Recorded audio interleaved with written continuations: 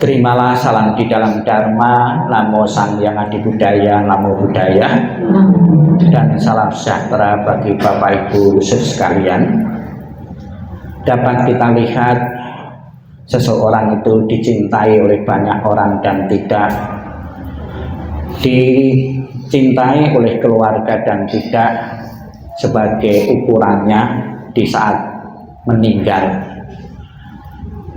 Kita lihat di sepanjang jalan masuk di tempat duka ini, kita lihat beberapa karangan-karangan bunga mengucapkan ikut bela sungkawa Bapak Edi Yusuf meninggal.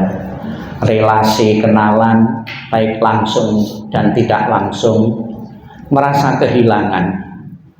Demikian pula di saat doa malam kembang, malam terakhir ini dapat kita lihat ya, banyak sekali dari putra-putri beliau maupun dari cucu maupun kenalan dan famili semua ikut mendukung dalam doa. Ini menunjukkan sebuah perhatian dan kecintaan dari Bapak Ibu saudara sekalian kepada sosok Bapak Edi Yusuf. Semoga dengan dukungan dari semua yang hadir maupun yang tidak hadir, almarhum segera menikmati alam bahagia, alam surgawi, benar-benar segera terwujud menjadi kenyataan berbahagia di alam surga. Bapak Ibu sekalian, baru saja Bapak Ibu kami bacakan sebuah nasihat dari Sang Buddha tentang kesedihan orang-orang yang baru saja ditinggal kematian.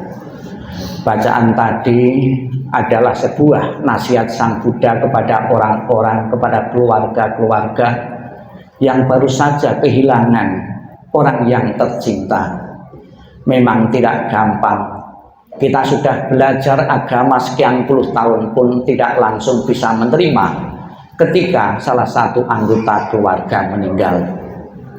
Di zaman kehidupan Sang Buddha sempat ditulis di dalam kitab suci, terutama wanita-wanita merasa sedih sekali kehilangan sesosok yang dicintai. Dari kehilangan itu Sang Buddha memberikan nasihat-nasihat yang berharga. Sampai sekarang pun nasihat Sang Buddha itu masih relevan kita praktekkan, kita jadikan satu pedoman di dalam Dhamma, sehingga kita merasa terhibur, merasa terjawab kesedihan-kesedihan itu ketika seseorang ditinggal kematian oleh salah satu anggota keluarga. Dicontohkan ada seorang wanita yang bernama Patacara. Dia kehilangan seluruh anggota keluarganya dalam waktu yang hampir bersamaan.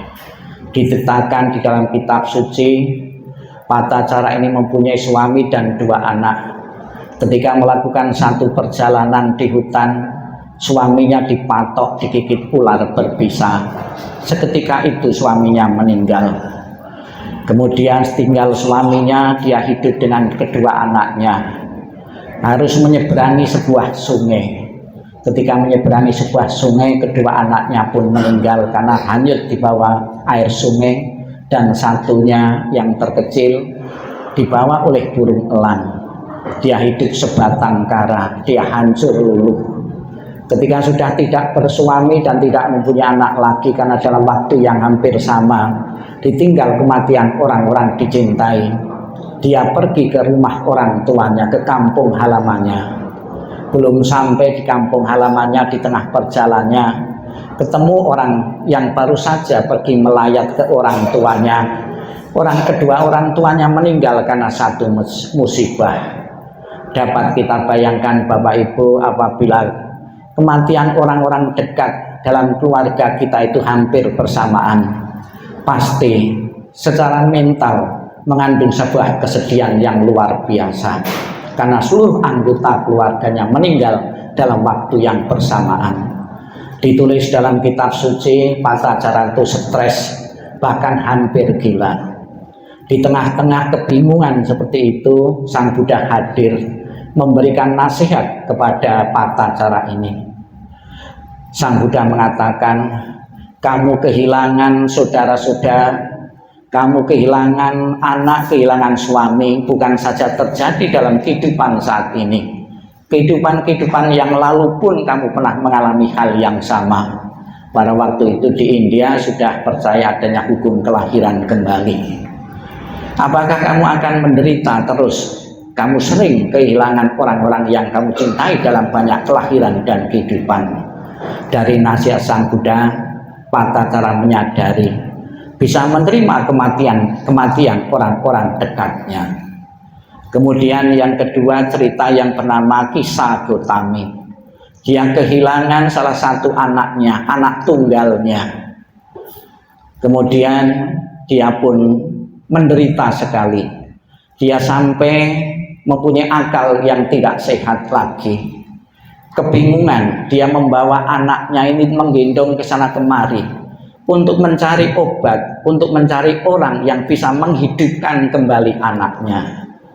Karena saking bingungnya dan kasihan kepada kisah Gotami ini, ada seorang ngasih tahu, coba kamu ketemu Sang Buddha, siapa tahu Sang Buddha mempunyai cara untuk menghidupkan anakmu. Dibawanya anak yang sudah mati ini di hadapan Sang Buddha. Kemudian dia cerita kalau Sang Buddha mempunyai kemampuan menghidupkan anaknya.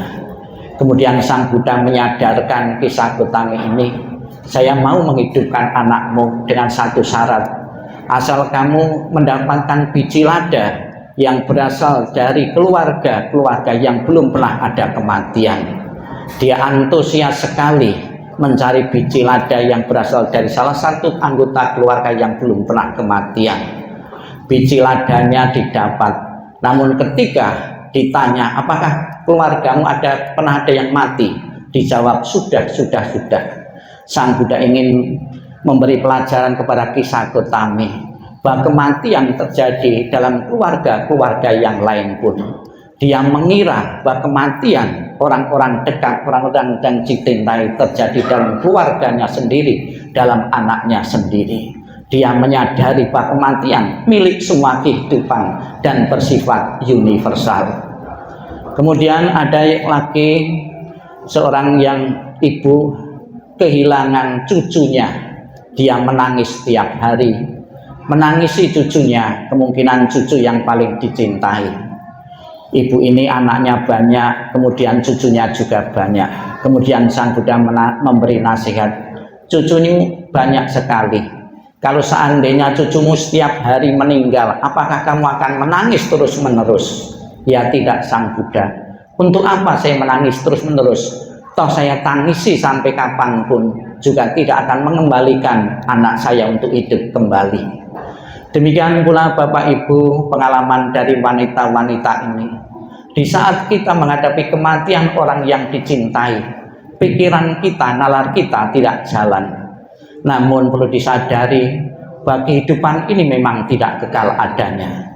Maka di kalangan umat Buddha di saat puja bakti itu ada sebuah perenungan. Perenungannya apa? Suatu saat nanti saya akan sakit, suatu saat nanti saya akan menjadi tua, suatu saat nanti saya akan mengalami kematian. Direnungkan, ini bukan menjadi pelengkap puja bakti saja, namun ada nilai manfaatnya di saat kita menghadapi kematian atau di saat menghadapi perubahan dalam diri kita. Kalau biasa merenungkan, tentunya secara mental kita siap, sekalipun menderita kita tidak terlalu parah sekali. Di masa kehidupan Sang Buddha ada seorang ayah yang menyarankan kepada anggota keluarganya untuk melakukan perenungan, suatu saat nanti kita akan mati. Dia merenungkan bukan saja dirinya sendiri, namun juga mengajak istrinya, anak-anaknya untuk merenungkan setiap saat bahwa kematian akan terjadi pada kita. Akibat dari perenungan ini apa manfaatnya? Ketika anak laki-lakinya meninggal mendadak, dia pun merespon dengan biasa. Bukan karena anak laki-lakinya yang meninggal anak yang bandel, anak yang nakal, karena sudah terbiasa melakukan perenungan-perenungan tentang kematian. Ada satu penelitian di dunia, ada bangsa yang paling bahagia, itu bangsa Butan. Di dalam kesehariannya menjadi bangsa yang paling bahagia karena kesehariannya merenungkan tentang kematian. Loh kok aneh, biasanya orang merenungkan kematian kan murung, pesimis, tapi justru menjadi orang yang bahagia. Dengan merenungkan datangnya kematian, kita bersiap diri, mengisi kehidupan ini dengan kebaikan-kebaikan, kesempatan ini dengan kebaikan-baikan, tidak pernah menyia-nyiakan waktu sedikit pun untuk mencari bekal kematian, sehingga menjadi bangsa orang yang paling bahagia.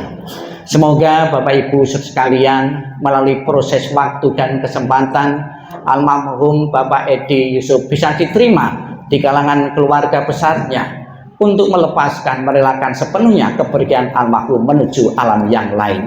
Saya yakin pengabdian kepada agama, kepada masyarakat sudah mencukupi untuk bekal kematian beliau menghadapi kelahiran-kelahiran berikutnya. Selamat jalan Bapak Edi Yusuf, semoga pengabdianmu benar-benar mengantarkan engkau menuju alam bahagia. Sadu.